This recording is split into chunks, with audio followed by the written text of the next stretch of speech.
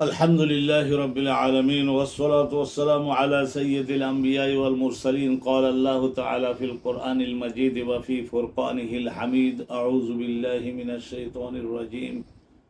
بسم الله الرحمن الرحيم. إما يأتينكم مني هدى فمن تبع هدايا فلا خوف عليهم ولا هم يحزنون. صدق الله العظيم وصدق رسوله النبي الكريم. সম্মানিত দর্শক মণ্ডলী, সম্মানিত মুস্তামিঈন, মুশাহিদিন, আল্লাহ পাক রব্বুল আলামিনের জন্য লাখো কোটি শুকর আদায় করে আজকের অনুষ্ঠান শুরু করছি। কাইফা কানা বাদউল ওয়াহী ইলা রাসূলিল্লাহ, এই চ্যাপ্টারের থেকে আমরা হযরতে ওমর বিন খাত্তাব থেকে বর্ণিত একখানা আজিমুল বরকত হাদিস আপনাদের উদ্দেশ্যে আমরা বর্ণনা করেছি। দ্বিতীয় হাদিসখানা হযরতে আম্মাজান আয়েশা সিদ্দিকা উম্মুল মুমিনিন রাদিয়াল্লাহু আনহা থেকে বর্ণিত হয়েছে। আর তৃতীয় হাদিসখানা হযরতে আম্মাজান আয়েশা সিদ্দিকা রাদিয়াল্লাহু তাআলা আনহা থেকে বর্ণিত হয়েছে। এই তৃতীয় হাদিসখানার শেষের অংশ আজকের আলহামদুলিল্লাহ আপনাদের উদ্দেশ্যে আমরা যথাসম্ভব একটু মধ্যম আয়তনের ব্যাখ্যা উপস্থাপনের চেষ্টা করছি। তো রাসূলুল্লাহ সাল্লাল্লাহু আলাইহি ওয়াসাল্লামের উপরে আল্লাহ নবীর বয়স যখন পরিপূর্ণ হলো 40, হুব্বিবা ইলাইহিল খালা, এই যে খালোয়াহ, নির্জন স্থানে থাকা আল্লাহ নবীর কাছে অতিশয় খুব বেশি পরিমাণে আকর্ষণীয়, হৃদয়গ্রাহী বানিয়ে দেওয়া হয়েছিল। আল্লাহ নবী তো আমরা জেনেছি শুনেছি হীরা পাহাড়ের গুহায় বছরে 40 দিন সর্বনিম্ন, সর্বোচ্চ 60 দিন 2 মাস, এই শাবান মাস এবং রমজান মাস, এই দুইটা মাস নবী পাক সাল্লাল্লাহু আলাইহি ওয়াসাল্লাম হীরা পাহাড়ের গুহায় আল্লাহর বিষয়গুলি আরও স্পষ্টভাবে জানবার জন্য তিনি তাহান্নুস করতেন। সব কিছুতে ইশারাতুন সামাউইয়া, আল্লাহর আকাশের সংকেত এবং তাকে আকর্ষণ করা হচ্ছে, সেটা তো আমরা সকলে বুঝেই নিতে পারি।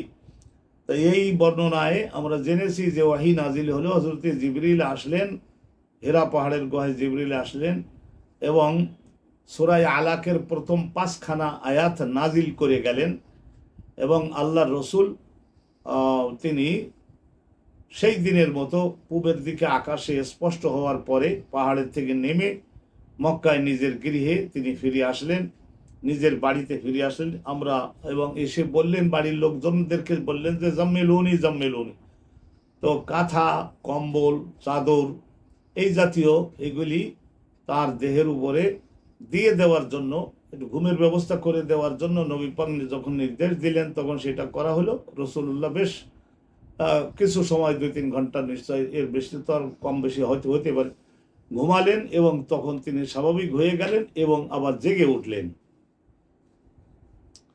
তার পরবর্তী বর্ণনাটা হযরতে ইমামে বুখারী রাহমাতুল্লাহি আলাইহির, ওখানে ইবনে শিহাব জুহরি, আমরা আগের সনদে দেখেছি যে ইয়াহিয়া ইবনে বুকাইরের ওস্তাদ হযরত লায়েস, তারপরে তার ওস্তাদ হযরত লায়েস বিন সাদের ওস্তাদ হচ্ছেন হযরতে উকাইল ইবনে খালেদ, তার ওস্তাদ ছিলেন হযরতে ইবনে শিহাব জুহরি। ইবনে শিহাব জুহরি বিখ্যাত তাবেঈ, আর তার ওস্তাদ হলেন হযরত উরওয়া ইবনে জুবায়ের, ইনিও বিখ্যাত তাবেঈ। ইবনে শিহাব জুহরিও তাবেঈ, অনুরূপভাবে উরওয়া ইবনে জুবায়েরও তাবেঈ, অর্থাৎ যারা সরাসরি ইসলামের ইলমটা সাহাবাগণের নিকট থেকে শিখেছেন। আর হযরতে উরওয়া ইবনে জুবায়েরের ওখান থেকে ওস্তাদ ছিলেন, মুআল্লিমা ছিলেন আম্মাজান উম্মুল মুমিনিন হযরতে আয়েশা।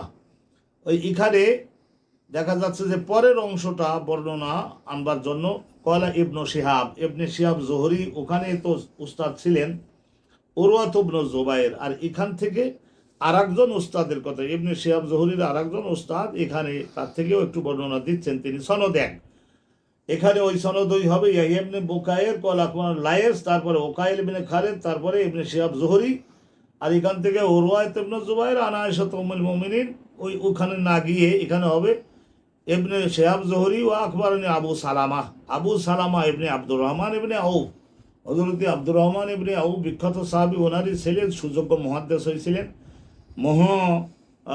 আল্লামা হয়েছিলেন। আবু সালামা ইবনে আব্দুর রহমান তিনি তাবেঈ, উনার উস্তাদ হচ্ছেন এখানে হযরতে জাবের ইবনে আব্দুল্লাহ আল আনসারী, খজরজ গোত্রের ছিলেন হযরতে জাবের ইবনে আব্দুল্লাহ ইবনে আমর।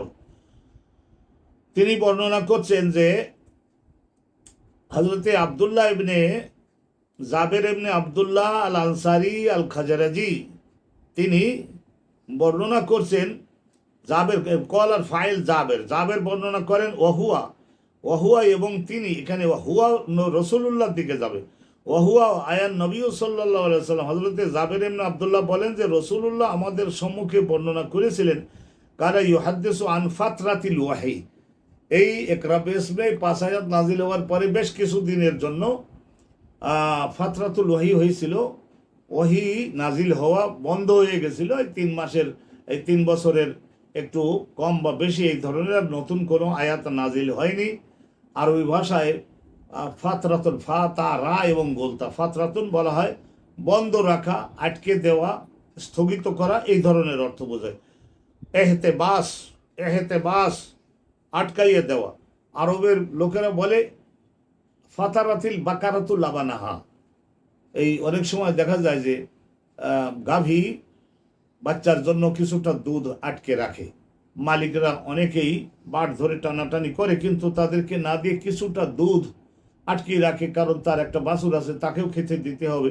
তখন তারা বলে যে ফাতারাতিল বাকারাতু লাবানাহা, গাভীটা তার নিজের দুধটাকে এখন আটকাইয়ে দিল, এখন আর আমাদেরকে দিবে না। অনুরূপভাবে কোরআন শরীফে আছে আলা ফাতরাতিম মিনার রসুল, রসুলগণ নবীগণ প্রেরণ আল্লাহ রব্বুল আলমের 600 বছর পর্যন্ত, 700 বছর পর্যন্ত স্থগিত রেখে বন্ধ রেখেছিলেন। আল্লাহ দেখতে চাইছিলেন যে মানবের জীবনের চরিত্রে কি পরিমাণে আগাছা বদকর্ম শেকড় গাড়তে পারে। তারপরে বিশ্ব নবীকে পাঠাবেন, সর্বশ্রেষ্ঠ রসুলকে পাঠাবেন, তিনি তাদেরকে ওই সমস্ত মন্দ থেকে পবিত্র করে সকল যুগের সকল ইমানদারদের তুলনায় শ্রেষ্ঠ মোমেনে পরিণত করে দিবেন। তো এখানে ওহুয়া নবী করিম সাল্লাল্লাহু আলাইহি সাল্লাম বর্ণনা করছিলেন যে কিছুদিনের জন্য ওয়াহি আগমন আমার নিকট থেকে আল্লাহ বন্ধ রেখেছিলেন, আন ফাতরাতিল ওয়াহি। ফকাল রাসূলুল্লাহ সাল্লাল্লাহু আলাইহি ওয়াসাল্লাম পরবর্তীতে বললেন ফি হাদিসিহি, ওই হাদিসের মধ্যে রাসূলুল্লাহ সাল্লাল্লাহু আলাইহি ওয়াসাল্লাম বলেছিলেন, হযরতে জাবের বিন আব্দুল্লাহ সহ আরও অনেকেই তারা এই বর্ণনাটা শুনেছিলেন, বাইনান আনা আমসি, আমি একদিন এই যে নবী আলাইহিস সালামের যেখানে ঘর বাড়ি এর এখান থেকে একটু পূবের দিকে গেলে ওই অঞ্চলটার নাম হলো আজিয়াদ, ওই অঞ্চলটার নাম হলো আজিয়াদ। এই জিয়াদ থেকে বহু সংখ্যক জিয়াদের বসবাস ওখানে ছিল। জিয়াদ বলতে আসলে হলো ধনী ব্যক্তি, শ্রেষ্ঠ ব্যক্তি। তো আজিয়াদের ওই এলাকায় কোনো একদিন নবী আলাইহিস সালাম বলেন যে বাইনান, কোনো একদিন ইতিমধ্যেই আনা আমসি, আমি ওখানে হেঁটে চলে যাচ্ছিলাম, একদিক থেকে আর একদিকে যাচ্ছি, এর সময় তো সৌতম মিনাস সময়, তারপরে দেখি যে শুনতে লাগলাম একটা শব্দ আকাশের দিক থেকে আমার উদ্দেশ্যে আসছে, ফারফাতু বাসারি, আমি তখন ডাইনের দিকে, বামের দিকে, সামনের দিকে, পেছনের দিকে দেখলাম যে কোনো ব্যক্তি আমাকে সামনের পেছনে ডাইনে বামের থেকে ডাকে কিনা, তো দেখলাম যে না, তখন বাধ্য হয়ে আমি উপরের দিক থেকে শব্দটা আসছে, আমি উপরের দিকে যখন তাকালাম, ফায়েজান, তা তাকাইয়ে দেখলাম যে আল মালাক, মালাক বলতে ফেরেশতা, আমি আগে আপনাদের বলেছি মা আলাক, এই মূলক হলো উলুকাত, হামজা লাম তারপরে ছোট কাপ, মধ্যস্থ হওয়া, দুইজন ব্যক্তির মধ্যে মধ্যস্থতা করা, একজনের নিকট থেকে একটা বাণী গ্রহণ করে ধারণ করে আরেকজনের নিকটে পৌঁছে দেওয়া। শুধু বাণী না, রহমত হতে পারে, আজাব গজব শাস্তি তিরস্কার হতে পারে। আল মালাক, সেই জন্য ফেরেশতাগণকে বলা হয়ে থাকে মালাক। তো এই মালাক ফাইজান আল মালাকুল্লাজি যা আনি হেরা, তো যে ফেরেশতা আমার নিকটে ওই হীরা গুহার ওখানে এসেছিলেন রাতের শেষাংশে, তো সেই ফেরেশতাই এখন অরিজিনাল দেহে, অরিজিনাল বডিতে তিনি জালিসুন আলা কুরসিয়্যিন বাইনাস সামাই ওয়াল আরদ, আকাশ এবং পৃথিবীর মাঝখানে দেখলাম যে বিরাট একটা স্বর্ণের তৈরি, একেবারে সোনালি ঝকঝক করছে, চকচক করছে, এই ধরনের একটা কুরসি আসনের উপরে তিনি বসে রয়েছেন এবং তিনি আমাকে ডাকতেছেন, ইয়া মুহাম্মাদু ইয়া রাসূলুল্লাহ, আমার দিকে দেখুন। এখন আর একটা ওহী নাজিল হবে, তো রাসূলুল্লাহ কেন বাইরে ঘোরাঘুরি করতেছেন, ওনাকে তাড়াতাড়ি করে একটু বাড়িতে যাতে তিনি ফিরে যান, সেখানে বাড়িতে যাওয়ার পরে তার উপর একটু ওহীর বর্তমানে আবার একটা অংশ নাজিল হবে, তো সেই জন্যেই বাইরে কেন ঘোরাঘুরি করেন, কিছুক্ষণ পরেই তো ওহী নাজিল হবে, এইটা বুঝিয়ে দেওয়ার জন্য তো যেমন নাকি একটা শিক্ষক ক্লাস শুরু হয়ে গেছে প্রায়, এমন যদি কোনো ছাত্র বাইরে ঘোরাঘুরি করে তাহলে তার দিকে যেমন নজর গরম করে তারে বলেন যে পাঠের যেখানে পাঠের জায়গায় যাও, এই ধরনের বলে। তো এই ধরনের হজরতে জিবরিল আলাইহিস সালাতু ওয়াস সালাম উনি আজিয়াদ নামক স্থানে, ওখানে বর্তমানে যারা মক্কা শরীফে গেছেন, এই আজিয়াদ নামক স্থানে বিরাট একটা হাসপাতাল করেছে হাজিদের, বিশেষ করে হাজিদের খেদমত করবার জন্য সৌদি সরকার। তো এই হাসপাতালটা আজিয়াদটা বিখ্যাত হলো কি কারণে? ওই হাসপাতালটার কারণে, মুস্তাশফাউল আজিয়াদ। আমরা বর্তমানে ওখানে যাই, ওষুধপত্র গ্রহণ করি, সৌদি সরকার ফ্রিতে ঔষধ দেয় হাজিদের জন্য, এই সর্দি কাশি হালকা পাতলা যে সমস্ত ওষুধ। ফাইজান আল মালাকুল্লাজি যা আনিবে হেরা, হেরা পাহাড়ে যে ফেরেশতা আমার কাছে এসেছিলেন, জালিসুন আলা কুরসিন বাইনাস সামাই ওয়াল আরদ, আকাশ এবং পৃথিবীর মাঝখানে বিরাট একটা স্বর্ণের আসনের উপরে তিনি বসে রয়েছেন এবং আমাকে ডাকতেছেন, ইয়া মুহাম্মদ ইয়া রাসূলুল্লাহ। বোঝাতে চাচ্ছেন যে এই অল্প কিছুক্ষণ পরে আপনার কাছে আমি আসবো, ওহী নাজিল করব, তার আপনি বাইরে ঘোরাঘুরি কেন করেন? নিশ্চয় বাড়িতে যান। তো ফারুইবতু মিনহু, নবী করিম সাল্লাল্লাহু আলাইহি ওয়াসাল্লাম এই বিরাট ওই হীরা পাহাড়ের গুহায় যে ফেরেশতা আসছিলেন, ইনার চেহারা দেখে বুঝলাম যে ফেরেশতা ওই ফেরেশতাই ইনি। কিন্তু হীরা পাহাড়ে আসছিলেন তখন অনেকটা আমার সমান একটা দেহ ধারণ করি, কিন্তু এখন তো সেই ফেরেশতাকে দেখছি যে অতিশয় বিরাট ফেরেশতা। কোনো কোনো বর্ণনায় আছে, সিরাতে ইবনে হিশামে দেখলাম সেদিন লেখা যে কাদ সাদ্দাল ওফক, মনে হইলে যেন গোটা আকাশটাকে একবারে বন্ধ করে দিলেন তিনি, তার দেহটা এত বড় বিশাল। ফা রুইবতু মিনহু, খুবই ভীত হয়ে পড়লাম, আমি সন্ত্রস্ত হয়ে পড়লাম। ফাজাআতু মিনহু, তার এই বিশাল দেহ দেখে আমি একটু ভীত হয়ে পড়লাম। রাজাতু, তখন আবার ওই যে রাজাতু, আমি আমার বাড়িতে আসলাম ফিরে।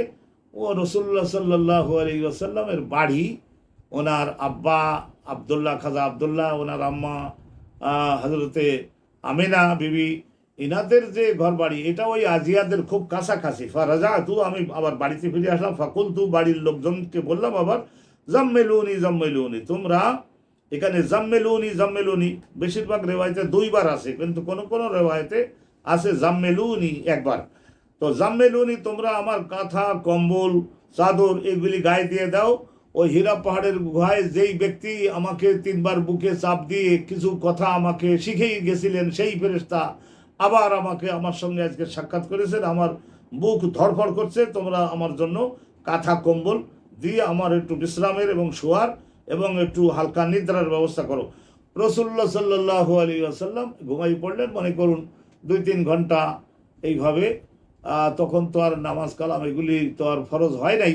আল্লাহ নবী আবার 2-3 ঘন্টা ঘুমিয়ে পড়লেন এবং শেষ পর্যন্ত আবার জিবরাইল ফেরেশতা সময় হওয়ার সঙ্গে সঙ্গে তিনি আসলেন, এসে রসুলুল্লাহর খুব কাছাকাছি বসলেন। ফাআনজালাল্লাহু তাআলা, তখন আল্লাহ পাক রব্বুল আলামিন নাজিল করলেন এই সূরাটা। কোন সূরাটা? ইয়া আইয়ুহাল মুদ্দাসসির, এই যে সূরা মুদ্দাসসির নাজিল করলেন বিআকমালিহা, পরিপূর্ণ একটা সূরা। আর সূরা আলাক যেটা নাজিল করছিলেন, সূরা আলাক, এটা হলো প্রথম থেকে বিসমিল্লাহ সহ 5খানা আয়াত নাজিল করেছিলেন। তো আমাদের এই যে বাবটা বাদউল ওয়াহি, ওহি অবতীর্ণ হওয়ার সূচনা, তার সূচনায় এখানে হযরতে রাসূলুল্লাহর অবস্থা কেমন হতো, জিবরাইল ফেরেশতা কি সূরতে আসতেন এবং অনুরূপভাবে কি বক্তব্য নাজিল করতেন, সূচনার প্রত্যেকটা বিষয় আমরা একখানা হাদিস থেকে কিছু কিছু তথ্য এবং আমরা জানতে পারবো। আলহামদুলিল্লাহ, বাদুল ওয়াহির কয়েকখানা হাদিস আমরা যদি গভীরভাবে মনোযোগ দিয়ে অধ্যয়ন করি তাহলে আমাদের বিরাট একটা ফায়দা আল্লাহ রাব্বুল আলামিন দিবেন। তো শুনুন, এই যে সূরা মুদ্দাসসির নাজিল হলো বিআকমালিহা, পরিপূর্ণ সূরাটা নাজিল করলেন আল্লাহ। ইয়া আইয়ুহাল মুদ্দাসসিরু, হে কম্বল চাদর এবং এইভাবে কম্বল চাদর গায়ে দিয়ে শুয়ে থাকা, হে ব্যক্তি শুয়ে থাকা, শয়ন করে থাকা অবস্থায় হে আমার নবী, কুম, আপনি দণ্ডায়মান হন বলতে আপনি কোমরে বল নিয়ে, মনে সাহস নিয়ে আল্লাহর বিষয়গুলি মানবের জীবনে বাস্তবায়নের জন্য কঠিন সংকল্প নিয়ে আপনি দাঁড়ান। এখানে দাঁড়ান মানে ওই সময় সঙ্গে সঙ্গে দাঁড়ানোর হুকুম এটা না। কুম ফা আনজের, আপনি সতর্ক করুন, সাবধান করুন আপনার জনপদের আত্মীয় স্বজনের মধ্যে, আশিরাতাকাল আকরাবিন, অন্য আয়াতে আছে আশিরাতাকাল আকরাবিন, আপনার নিজের ঘনিষ্ঠ আত্মীয় স্বজন যারা জঘন্য জঘন্য পাপ কাজের মধ্যে তারা লিপ্ত হয়েছেন, যে পাপ কাজগুলির অনিবার্য পরিণতি ধ্বংস।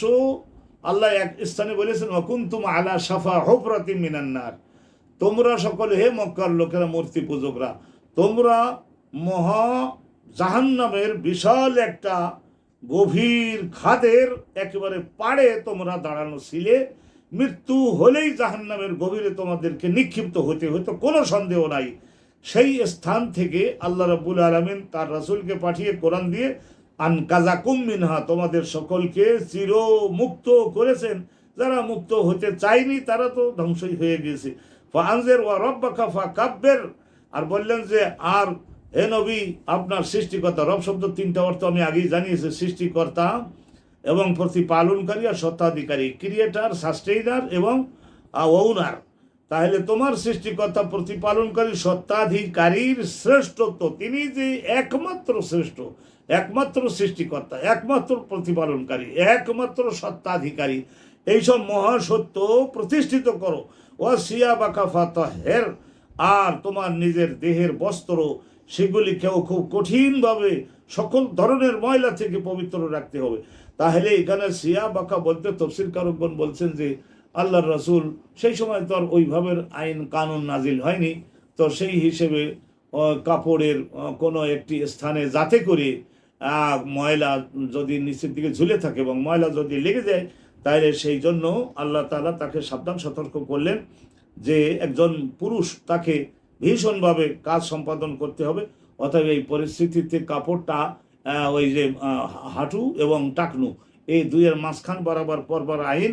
তো অতএব আপনি নিজের কাপড়টাকে একটু উপরে উঠিয়ে তারপরে যাতে করে পবিত্রও থাকতে পারে, কোনো প্রকারের ময়লার সঙ্গে যুক্ত না হতে পারে, তাহলে যিনি রাসূল হবেন তার কাপড় চোপড়ের মধ্যে জগতের কোনো ময়লা থাকতে পারবে না, তার আমলে ও আখলাকের মধ্যে কোনো প্রকারের ময়লা এবং দোষ মানুষেরা ধরে এই ধরনের কোনো আচরণ থাকতে পারবে না। অনুরূপভাবে সিয়াবাকা ফাতাহের, আপনার আচরণ আখলাক এগুলির মধ্যে কোনো প্রকারের ধৈর্য হারা হয়ে এইভাবে কোনো কিছুই করা যাবে না। আল্লাহ রাব্বুল আলামিন বললেন যে নিজেকে এইভাবে মহাপবিত্র করুন, আমলে, আখলাকে, দেহে, কাপড়ে, সকল দিক দিয়ে, আর আল্লাহর শ্রেষ্ঠত্ব প্রতিষ্ঠিত করুন। আর বিশেষ করে যারা জঘন্য পাপ কাজের মধ্যে লিপ্ত তাদেরকে সতর্ক করুন, এই সমস্ত কাজের পরিণতি সম্পর্কে তাদেরকে জানান, বিরত করবার চেষ্টা করুন। আর শেষে বলা হলো আর রুজা ফাহাজুর, রুজা অর্থ আর এই যে সমস্ত গায়রুল্লাহর পূজা, রুজা মানে অপবিত্র যে বিষয়গুলি শেকড় গেড়েছে মক্কার লোকদের জীবনে, এইগুলি বর্জন তো আপনি তো রাসূলুল্লাহ তো কোনো সময় এগুলির পূজা অর্চনা এগুলির মধ্যে তো চিন্তা কল্পনাও তো করা যায় না যে রাসূলুল্লাহ সেদিকে গেছিলেন। কিন্তু যেমন আপনি দূরত্বে ছিলেন, বর্জনে ছিলেন, সামনেও বর্জনে থাকবেন, কিন্তু আপনি একা বর্জনে থাকলে তো হলো না, আপনার লোকজন যারা তারা তো নিয়েই আপনি, তথাপি তাদের সকলকে এই সমস্ত বর্জন করবার ব্যাপারে তাদেরকে প্রস্তুত করুন। এই আয়াত নাজিল হলো ইয়া আইয়ুহাল মুদ্দাসসির কুম ফাআনজির ওয়া রাব্বাকা ফাকাব্বির ওয়া সিয়াবাকা ফাতাহহির ওয়া রুজজা ফাহাজুর ওয়ালা তামনুন তাস্তাকসির। এই সূরা পুরা একখানি সূরা। তো আমাদের ওলামা ইসলামের মধ্যে একটা মাসালা ইখতিলাফ হয়েছে যে আউয়ালে মা নাজালা কোনটা। তো বেশিরভাগ আমরা এই যে বদউল ওয়াহি হযরত ইমাম বুখারী রাহমাতুল্লাহ আমিরুল মুমিনিন ফিল হাদিস, উনি তো বললেন যে উনি তো আমাদেরকে জানালেন যে হেরা পাহাড়ের গুহায় বিসমিল্লাহ সহ ওই সূরা আলাকের প্রথম 5খানা আয়াত নাজিল হয়েছে। এটাই হলো ইবতিদাউ নুজুলিল ওয়াহি। আর এর আগে হালকা পাতলা যে সমস্ত স্বপ্নের মাধ্যমে যেগুলি নাজিল হয়েছিল, কিন্তু সেগুলি পরবর্তীতে আবার সেগুলি আল্লাহ দোহরাই দিয়ে জাগ্রত অবস্থায় জিবরাইলকে পাঠিয়ে এই ওয়াহি মাতলু হিসেবে আল্লাহ পাক রব্বুল আলামিন দিয়ে গেছেন। তো হযরত ইমাম বুখারী রাহমাতুল্লাহি আলাইহি বর্ণনা করছে ফাহামিয়াল ওয়াহিয়ু, এই সূরাটা ইয়া আইয়ুহাল মুদ্দাসসির 3 বছরের মাথায় যখন নাজিল হলো, ফাহামিয়াল ওয়াহিয়ু, এরপর থেকে হামিয়া কাসুরা ওয়া তাওয়াতারা, তা এরপর থেকে খুব বেশি বেশি পরিমাণে ওয়াহি নাজিল হওয়া শুরু হয়ে গেল। এবং মুতাওয়াতির মানে একটা নাজিল হলো, দেখা গেল পরের সপ্তাহে আরেকটা নাজিল হয়েছে, 5 আয়াত নাজিল হয়েছে। অনেক সময় দেখা যেত যে এক আয়াত নাজিল হয়েছে প্রয়োজন অনুভূতে, মানব জাতির জন্য প্রয়োজন অনুভূতে এক আয়াত নাজিল হয়েছে, পূর্ণ একটা সূরা নাজিল হয়েছে, বড় একটা সূরার একটা অংশ নাজিল হয়েছে, এইভাবে হয়েছে। তো হামেয়া ওহি নাজিল হওয়ার বাজার গরম হয়ে গেল। হযরত ইমাম বুখারী রাহমাতুল্লাহি আলাইহি তার যে দুই একটা শব্দ, অনেক বিশ্বমানের সাহিত্যিক তিনি ছিলেন। কাসুরা ওয়া তাওয়াতারা, খুব বেশি বেশি পরিমাণে নাজিল হতে লাগলো, আর মোতাওয়াতের একের পরে এক, একে বাদে দিগার নাজিল হতে লাগলো। ওয়া তাতাবা হামিয়াল ওয়াহিউ ওয়া তাতাবা তাওয়াতারা, একটার পরে একটা নাজিল হতে লাগলো। এখানে হযরত ইমাম বুখারী রাহমাতুল্লাহি আলাইহি তিনি একটা সনদের বিষয়ে আমাদেরকে একটু ধরে দিয়েছেন, অথবা আমরা একটু জেনে নিই সেই বিষয়টা। তাবাহু আব্দুল্লাহ ইবনে ইউসুফ ও আবু সালেহ। তা এখানে দেখা যাচ্ছে যে আমাদের হযরত ইমাম বুখারী হুজুরের ওনার উস্তাদ ছিলেন ইয়াহিয়া ইবনে বুকায়ের। ইয়াহিয়া ইবনে বুকায়ের আর তাবাআহু মুতাবাআত করা মানে ওই হযরত ইয়াহিয়া ইবনে বুকায়ের উস্তাদ ওখানে ছিলেন হযরত লাইস বিন সাআদ। তো হযরতে লাইস বিন সাআদের দেখা যাচ্ছে যে তিনজন ছাত্র ছিলেন ওনারা। ইয়াহিয়া ইবনে বুকায়ের একজন তো গেছেন, আর আব্দুল্লাহ ইবনে ইউসুফ আর আবু সালেহ এই কেলাহুমা আনের লায়েস। তাইলে হযরতে লায়েসের এখানে ছাত্র আমরা পাইলাম তিনজন, ইয়াহিয়া ইবনে বুকায়ের আর হযরতে আব্দুল্লাহ ইবনে ইউসুফ আর আবু সালেহ, তিনজন উস্তাদ হযরতে লাইস বিন সাআদ। আমি আগেই আপনাদের জানাইছি যে মিশরে এত বড় জাদরেল মুহাদ্দিস খুব কমই ওই এলাকায় জন্মগ্রহণ করেছেন। ওনার মাজার আমি জিয়ারত করেছি ওই কায়রো শহরের একেবারে দক্ষিণ প্রান্তে।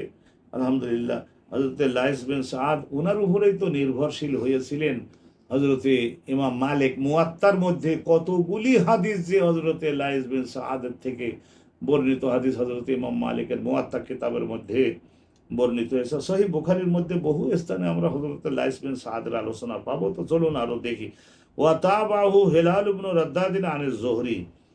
আর এখানে আর একটা কথা এখানে বলছেন যে হযরতে ইবনে শিহাব জোহরির ছাত্র আমাদের প্রথম সনদে গেছিলেন ওকায়েল ইবনে খালেদ।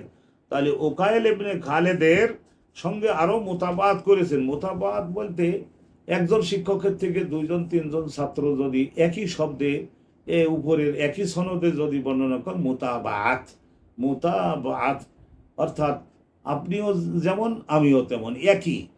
তো অতএব অতাবাহু এখানে ওই হু জমিরটা ফেরবে, অতএব হযরতে ওকায়েলের দিকে, ওকায়েলের সঙ্গে মোতাবাত করেছেন হিলাল ইবনে তাবাহু হিলাল ইবনে রাদ্দাদিন আনিজ জোহরি। তাহলে ওখানে ইমাম জোহরির ছাত্র ছিলেন ওকায়েল, আর এখানে দেখা যাচ্ছে যে হিলাল ইবনে রাদ্দাদ উনি ও রিওয়ায়াত করেছেন ওই হযরত ইমাম জোহরির থেকে। ওকায়েল যেমন করেছেন অনুরূপভাবে হিলাল ইবনে রাদ্দাদও করেছেন। আর আরেকটা জিনিস এখানে আরেকটু শব্দের পার্থক্য ছিল, তো সেইটা হযরত ইমাম বুখারী উনি আমানত আদায় করে বলে দিচ্ছেন যে ওয়াকালা ইউনুস ওয়া মা'মারু বাওয়াদিরুহু। এখানে দেখা যাচ্ছে যে ইয়াহিয়া ইবনে বুকায়ের তিনি এখানে এই হাদিসের উপরে বর্ণনা করেছেন ইয়ারজুফু ফুয়াদুহু। ইয়ারজুফু থরথর করে কাঁপতেছিল। ওই হীরা পাহাড়ের থেকে হযরত জিবরিল যখন বক্ষের সঙ্গে বক্ষ লাগিয়ে যখন সজরে চাপ দিলেন, তখন অনেক সময় পর্যন্ত আল্লাহর নবীর এই যে হৃৎপিণ্ডটা, ফুয়াদ বলতে হৃৎপিণ্ডটা, কলবটা, এটা থরথর করে কাঁপতেছিল। এটা ফুয়াদুহু কথাটা আছে, ইয়ারজুফু ফুয়াদুহু। কিন্তু হযরতে ইয়াহিয়া ইবনে বুকায়ের ওনার আরও ক্লাসমেট ছিলেন ওয়াকালা ইউনুস ওয়া মা'মারু বাওয়াদিরুহু। তাহলে এখানে হযরতে ইউনুস আর হযরতে মা'মার এনারাও ইয়াহিয়া ইবনে বুকায়েরের মতোই। তো এনারা দুইজন বর্ণনা করেছেন যে বাওয়াদিরুহু। তো ফুয়াদ অর্থ হলো তো হৃৎপিণ্ড, আর বাদের আর বহু বছর হলো বাদেরা বলতে আমি যে দেখাই দিচ্ছি এই যে এই বক্ষের উপরে এখানে হৃৎপিণ্ডটা তো ভেতরে থাকে। প্রথমে হলো একটু চামড়া, তারপরে একটু গোশত, তার নিচে হাড়, তার নিচে আবার অনেকগুলি খুবই পাতলা আবরণের মতো থাকে, 2-3-4টা আবরণের মতো থাকে। কারণ এই দেহরাজ্যটার শাসনকর্তা হলো এই কলবটা, হৃৎপিণ্ডটা, আল্লাহ নবী জানিয়েছেন। তো ওইটাকে নিরাপদে রাখবার জন্য এবং একটু ঠান্ডা রাখবার জন্য আল্লাহ রাব্বুল আলামিন এইভাবে ব্যবস্থা করেছেন। এবং সেই জন্য দেখুন এখানে অনেকটা পুরু, আলহামদুলিল্লাহ পুরু, এখানে গোশতের একটা আবরণ আল্লাহ সুন্দর করে দিয়েছেন। এটা সামনের দিক থেকে একটু পুরু গোশত দিয়েছেন, আবার পেছনের দিক থেকেও ঠিক ওই বরাবর পেছনের দিকেও একটু পুরো গোস্ত দিয়ে আল্লাহ রাব্বুল আলামিন যাতে করে ঠান্ডা থাকে, হিম শীতল থাকে, সেই জন্য বাদের আর বহু বচন বাবাদের। তাহলে হৃৎপিণ্ড যদি কাঁপে তাহলে এখানকার গোস্তও তো কাঁপে। তা সে বাদেরা মানে হলো বুকের উপরের গোস্তের যে একটা বিরাট স্তর রাখা আছে, এইটা বাওয়াদেরহু। তাহলে ওখানে আছে ফুয়াদু আর এখানে আছে বাওয়াদেরহু। তো যাই হোক, এই একটু পার্থক্য থাকার কারণে এইটা হযরত ইমাম বুখারী আমানত সহ আমাদের সামনে উত্থাপন করলেন। এই একটা হাদিস আলহামদুলিল্লাহ আমরা শেষ করলাম। তাহলে এই বাদুল ওয়াহির মধ্যে প্রথম হাদিসখানা গেছিল হযরতে উমর বিন আল খাত্তাবের থেকে, আপনাদের স্মরণ করাই দিতেছি। দ্বিতীয় হাদিসখানা আম্মাজান আয়েশা সিদ্দিকা আন আয়েশাতা সিদ্দিকাতা উম্মুল মুমিনিন রাদিয়াল্লাহু তাআলা আন্নাল হারিস ইবনে হিশাম, এটা দেখা গেল। আর তৃতীয় হাদিস যেটা আমরা আজকে সুসম্পন্ন করলাম, এটা হলো ইয়াহইয়া ইবনে বুকাইর ওনার ওস্তাদ। তো আলহামদুলিল্লাহ এখানেও আম্মাজান হযরতে আয়েশা সিদ্দিকা রাদিয়াল্লাহু তাআলা আনহা থেকে।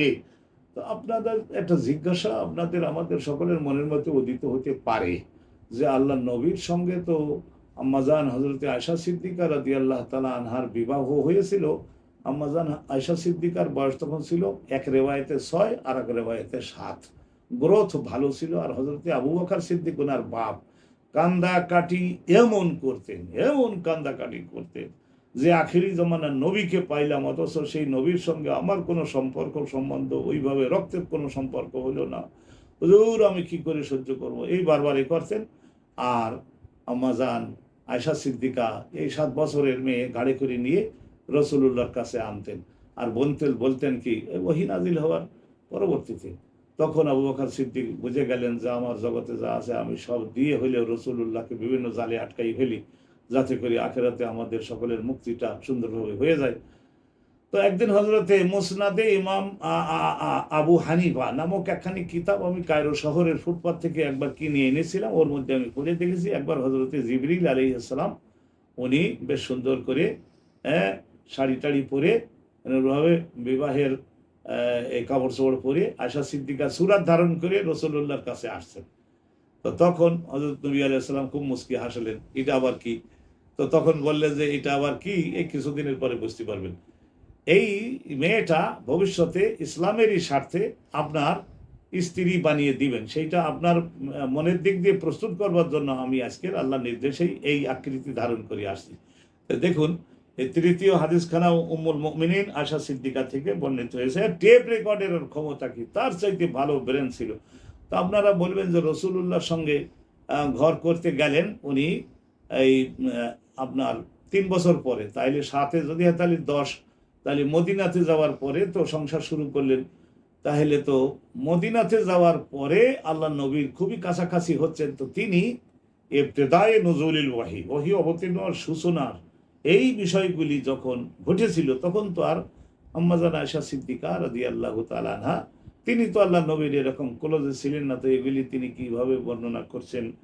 তো এই একটা জিজ্ঞাসা আমাদের মনের মধ্যে হয়।